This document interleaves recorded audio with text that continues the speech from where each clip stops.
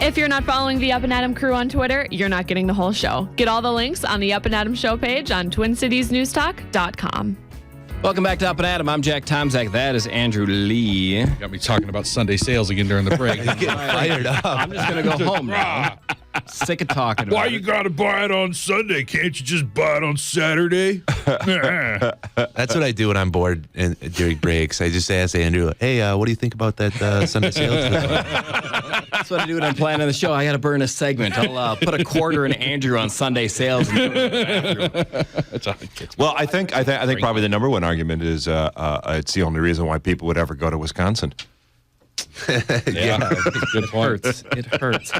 In studio, third wheeling is comedian Tim Slagle. And our guest for this hour is Ben Johnson from the City Pages. Now, Tim, you are here often enough where people may think that you reside in this fine state, but you, in fact, do not. No, everyone does, actually. Other comics think I'm a Minnesota comic. It's a second home to me.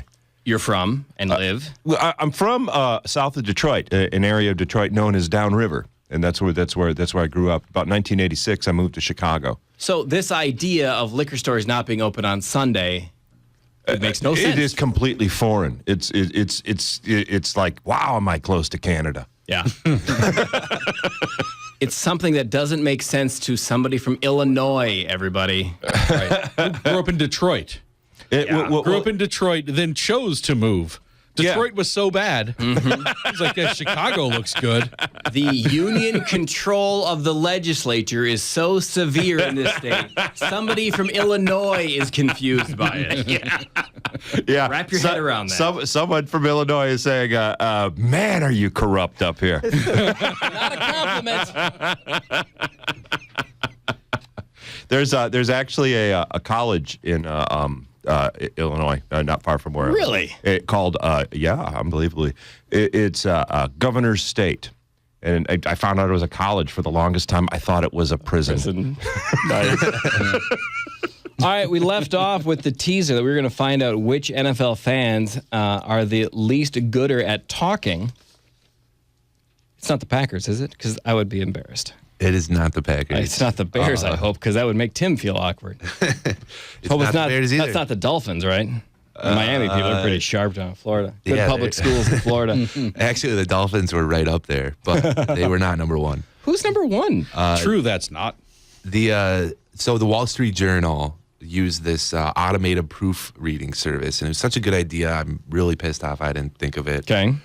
They took comments over 50 words long on every NFL team's official website news section. Okay. So these are, the fans that are getting their news straight from the source at, Vikings.com, Dolphins.com, whatever. And they analyzed this using an automated proofreading service called Grammarly for grammar, spelling, and punctuation errors. And then they kind of, computed that out into a number of errors per 100 words. Yeah. I was waiting for you to do that Sorry. sound effect. Distracted. It's Friday.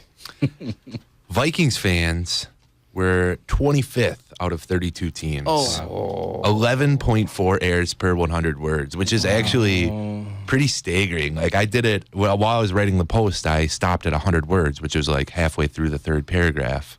And imagine and I was 11 of them were spelled incorrectly. 11. I was like, you could find 2-3 tops in my copy, But 11 errors, that's, one every 10 words they're screwing up. Yeah. And that's not even the worst. The worst was Washington fans. Redskin fans were the worst. Well, you're going to get boycotted now. Can I say Redskin? Yes. That's on you. That's the name of the team. That's what Yes. it's called. Not up to us to fix that. You're not taking a moral that stand issue. on that? Yeah. Sorry, I'm veering way off course here. Actually, they should probably be called the Washington Triggers. Washington trigger warnings. Warnings. Yeah. I like the Triggers. So which team has the best grammatically, the most grammatically? Now I'm self-conscious. I actually emailed our copy editor, but before that post went live, I was like, that's I want not you the to post triple where check You this. work really hard on this. That's not the post that you want to check screw this up one. on. Yeah. The Lions came in. Detroit. There you go. The best. 4.2 per 100, followed by the Packers, which 5.1. Okay, I gotta say, I'm confused at both of those. I am too. You think the Packer fans are usually drunk when they're commenting? Packer fans, yeah. That's when I'm like, all right, let's rerun those numbers. But these are online comments. Right? Yeah. Okay, and the internet hasn't gotten to the majority of Wisconsin. Oh, I know what it is. Cumulatively, the Packer fans haven't even gotten to 100 words yet. That's why they have so few. And in Detroit, has a lot of time to proofread. That's it. They're not working before they hit the post button. Mm-hmm. Yeah. So it's our sports rubes, as they're called, who don't know how to spell. Yeah. There you go. Yeah, I have so many comments that would get me fired and make walking around the hallways here awkward that I'm just going to keep to myself. Oh, come on, Jack. It would make good content for me. Just think about me for once. Yeah, come on. Think about Ben. We have the smartest listeners. There, I said it. Yeah, so I thought that was kind of interesting. Interesting idea. Obviously, it's a little flawed in the fact that they just took a random sample of 50 posts. Yeah. But good idea, and man, we're making more than double the errors that Packer fans. I think, though, if you take to the internet to make a comment about a professional sports team, right away you're kind of a moron. I got something to say. Yeah, it's a self-selecting group. I assume the management of this team reads this blog, so I'm going to blah, blah, blah. Here's how you run your football team. Yeah. The world needs my brilliant sports take. Anybody who thinks the world cares about their opinion... Listen you Up and Adam every morning, 6 to 9. They care about mine. And I forgot to mention, if you want to see us give opinions, go to centralmediaservices.com/upandatom for their live video feed. Yeah, today. I put the link on the Twin Cities News Talk Facebook page as well as on all of our Twitter feeds. People care about hilarious, maybe dumb videos. Go to the Facebook page and watch the one I make. And then comment on it. Don't bother. Just share it, though. Share it a lot. All right, what else have you got, Ben? I saw this story. I never really got into it, though, but I kept seeing the headline popping up, this North Dakota representative. Do you want to talk about that? Yeah. Never got into it. All right. And I didn't delve too deeply into this one. Okay, so... but I saw you wrote about it. So what happened over there? North Dakota Representative Randy Baining, he voted against a measure that would have outlawed discrimination based on sexual orientation 3 times in the last 6 years. Kind of a North Dakota version of the controversial Indiana law? Yeah, exactly. Right. And actually, the Forum newspaper, which is based out of Fargo, actually the 3rd time this happened now in 6 years, they ran the official photo of every single legislator that voted against it on their front page the day after this vote. In kind of a controversial, trying to whip up some outrage or just calling out people that didn't do this. Randy Baining was one of them, a Republican representative. The next day, Dustin Smith, a 21-year-old gay man, recognized Baining's face on the front page of the cover. Right. Yeah, what picture did the Forum News Service run? Just of his head? Yeah, they just ran his just a headshot, or headshot.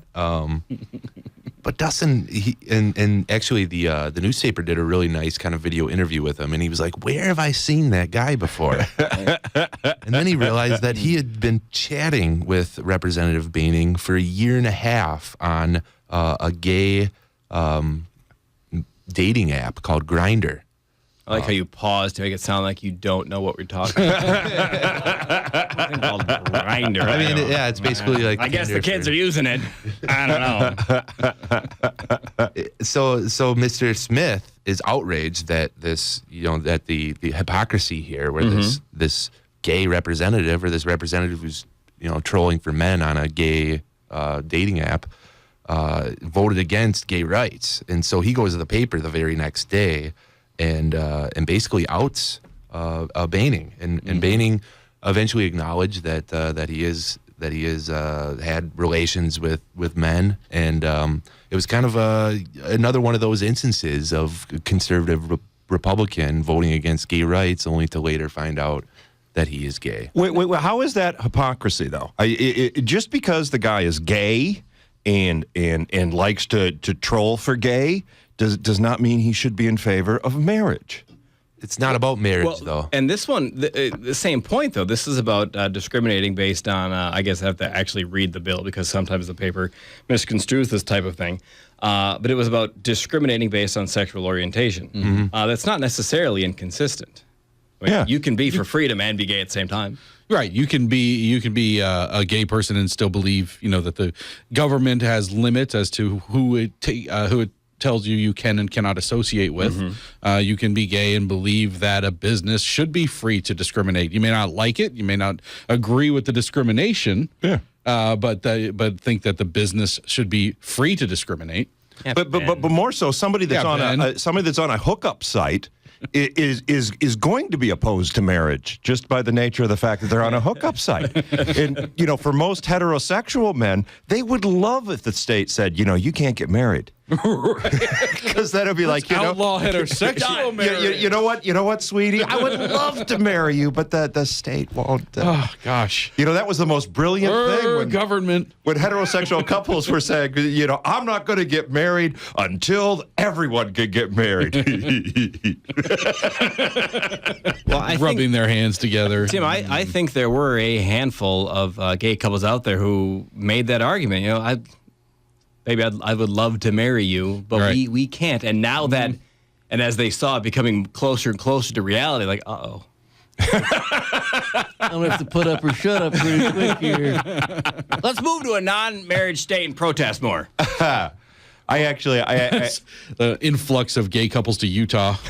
I actually know someone who was very militant about the right to marry.